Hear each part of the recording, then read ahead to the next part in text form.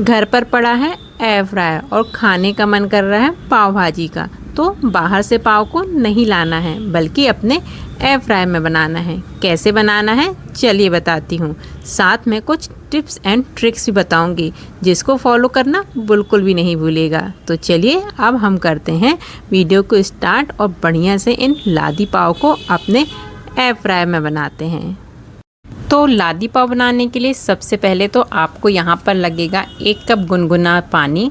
पानी में आपको डालना है यहाँ पर 1 चम्मच पिसी हुई चीनी का ही यूज़ करिएगा, इससे जो रिज़ल्ट है वो ज़्यादा अच्छा आता है। चीनी को पानी में अच्छी तरीके से घोलने के बाद अब आपको यहाँ पर लेना है 2 चम्मच करीब ईस्ट मैंने यहाँ पर ईगल के लिए है, कौन सी ली है वो मैं आगे आपको दिखा दूँगी इसका पैकेट, जिससे कि यदि आपको चाहिए है तो आप वो ले सकते हैं। इसका जो रिज़ल्ट है काफ़ी अच्छा आया था। ईस्ट को पानी में इस तरह से घोलने के बाद अब हम इसको ढक के रखेंगे किसी गर्म जगह पे। मेरे पास माइक्रोवेव है तो मैं इसे माइक्रोवेव में रख देती हूँ, लेकिन हाँ माइक्रोवेव को आपको ऑन नहीं करना है, आपको बंद माइक्रोवेव में इसे छोड़ देना है।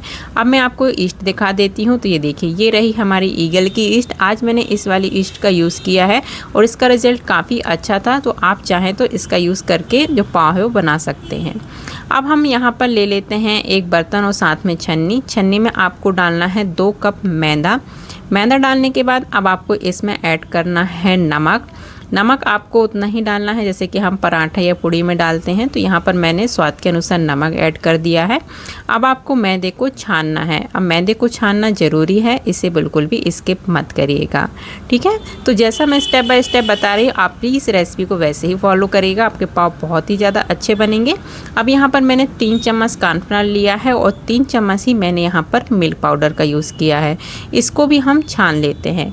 मिल्क पाउडर और कॉर्नफ्लोर को ऐड करने से जो पाव का टेस्ट होता है एकदम मार्केट जैसा आता है, तो इसको भी बिल्कुल भी स्किप मत करिएगा। अब इन सारी चीज़ों को आपको अच्छे तरीके से इस तरह से मिक्स कर लेना है। मिक्स करने के बाद अब हम बीच में थोड़ी सी इस तरह से जगह बना देते हैं। देन उसके बाद हम ईस्ट को चेक कर लेते हैं। तो ये देखिए, ईस्ट हमारी इस तरह से फूल चुकी है। जब ईस्ट इस तरह से फूले ना, तभी आप लोग जो पाव की रेसिपी है उसको ट्राई करिएगा। यदि ईस्ट इस तरह से ना फूले तो जो रेसिपी है उसको बिल्कुल भी ट्राई मत करिएगा ना। ईस्ट अच्छी होगी तभी आपके जो पाव हैं बहुत ही ज़्यादा बढ़िया से बनेंगे। अब ईस्ट के पानी को आपको जो मैदे है ना उसमें अच्छी तरीके से मिक्स कर लेना है। अब आपको ना लेना है पौन कप करीब आपको गुनगुना दूध लेना है और दूध डाल के जो पाव का जो डो है वो तैयार करना है। तो जो पाव का जो डो होता है थोड़ा सा गीला रहता है, मतलब एकदम ड्राई सा नहीं रहता है, काफ़ी सॉफ्ट सा रहता है। तो आपको थोड़ा थोड़ा दूध डाल लिएगा और इसका जो डो है वो तैयार करिएगा। तो आज ना मैं जो डो तैयार कर रही हूँ वो मैं अपना जो इलेक्ट्रिक बीटर है उसका यूज़ करके कर रही हूँ। लेकिन यदि आपके पास इलेक्ट्रिक बीटर नहीं है तो हाथ से ही आप इसको इस तरह से नीट करते जाएंगे तो आपका जो डो है वो बन जाएगा। तो अभी मैं थोड़ा सा दूध और ऐड कर रही हूँ और अब मैं इलेक्ट्रिक बीटर लूँगी। और इलेक्ट्रिक बीटर में ना 2 अटैचमेंट आते हैं, एक क्रीम फेंटने के लिए और एक आटा को नीट करने के लिए। तो जो आटा को नीट करने के लिए जो अटैचमेंट है ना वो मैंने इलेक्ट्रिक बीटर में लगा लिया है। साथ में अब मैंने यहाँ पर लिया है ऑयल आपको डालना है इसमें 2 से 3 चम्मच करीब, लेकिन एक साथ नहीं डालना है, थोड़ा थोड़ा करके आपको इसमें ऑयल डालना है। और इलेक्ट्रिक बीटर से आपको इसे कम से कम 3 से 4 मिनट के लिए फेंटना है। 3 से 4 मिनट में आपका जो डो है एकदम तैयार हो जाता है। और यदि आप हाथ का यूज़ करके डो लगा रहे हैं तो आपको कम से कम 5 से 6 मिनट लगेंगे।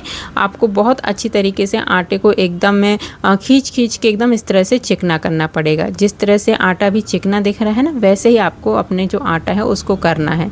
जब इस तरह से आटा एकदम चिकना हो जाता है ना, तब आप समझ जाइएगा आपका जो डो है एकदम परफेक्ट है पाव के लिए। अब मैंने थोड़ा सा हाथ में और ऑयल लगा लिया था और अब जिस पूरा आटा है ना हम उसको इकट्ठा करेंगे और इसकी एक बड़ी सी बॉल बना लेंगे और ऊपर से एकदम इसे चिकना कर देंगे। और फिर हम इसे ढक के रखेंगे कम से कम 30 से 40 मिनट के लिए, जिससे कि जो हमारा आटा है साइज़ में डबल हो जाएगा। तो ये देखिए मैंने इसे चिकना कर दिया ना। अब इसे मैं ढक दूँगी और मैं इसे माइक्रोवेव के अंदर ही रखती हूँ। लेकिन यदि आपके पास माइक्रोवेव नहीं है तो आप अलमारी वगैरह होती है ना, आप उसके अंदर भी इसे रख सकते हैं। मतलब आपको सिर्फ इसे किसी गर्म जगह पे रखना है। तो यहाँ पर 30 से 40 करीब मिनट हो चुके थे और फिर उसके बाद देखिए मैंने आटा चेक किया तो आप देखिए आटा कितना फूल गया है ना।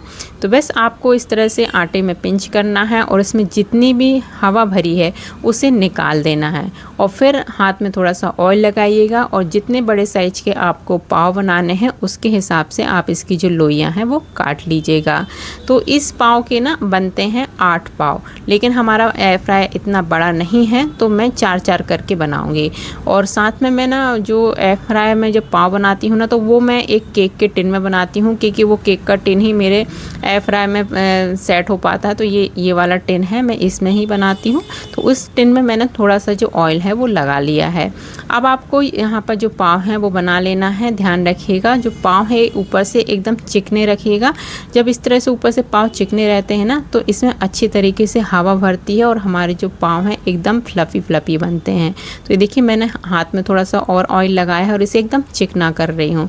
थोड़ा सा टाइम लगे तो लग जाने दीजिएगा, लेकिन हाँ इन पाव को एकदम चिकना ही बनाएगा।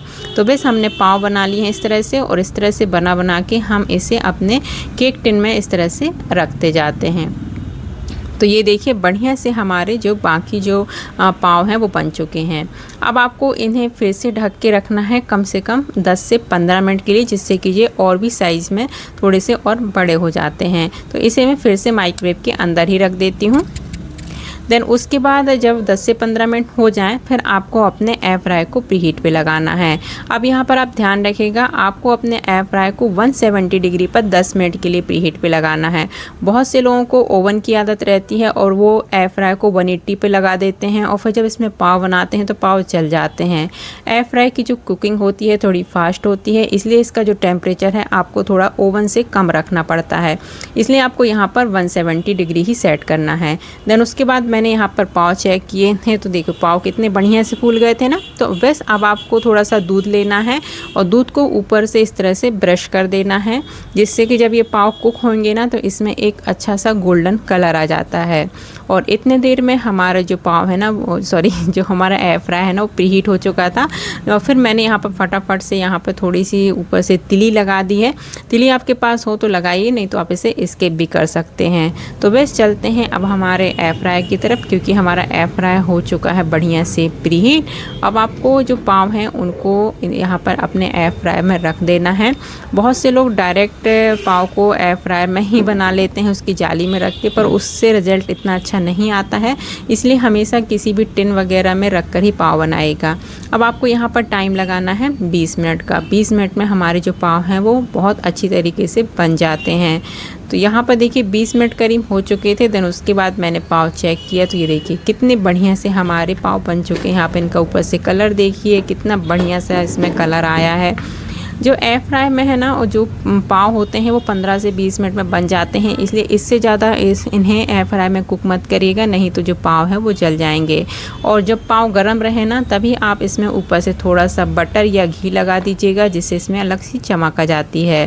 देन उसके बाद 10 से 15 मिनट के लिए मैंने इन्हें ठंडा होने के लिए छोड़ दिया था। देन उसके बाद मैंने चेक किया तो बढ़िया से हमारे जो पाव हैं वो लग रहे थे और एकदम मतलब सॉफ्ट ही ऐसा अलग से दिख रहे थे। जब आप गरम इन्हें चेक करते हैं ना तो वो थोड़े से कड़े होते हैं, लेकिन जब ये ठंडे हो जाते हैं ना तो एकदम रुई के जैसे ये सॉफ्ट हो जाते हैं। तो ये देखिए कितने बढ़िया से हमारे जो पाव हैं वो बने हुए हैं। पीछे से इनका कलर देखिए, साइड से देखिए कि कितने ज़्यादा फूले हुए हैं और ऊपर से कितना बढ़िया और शानदार सा कलर आया है।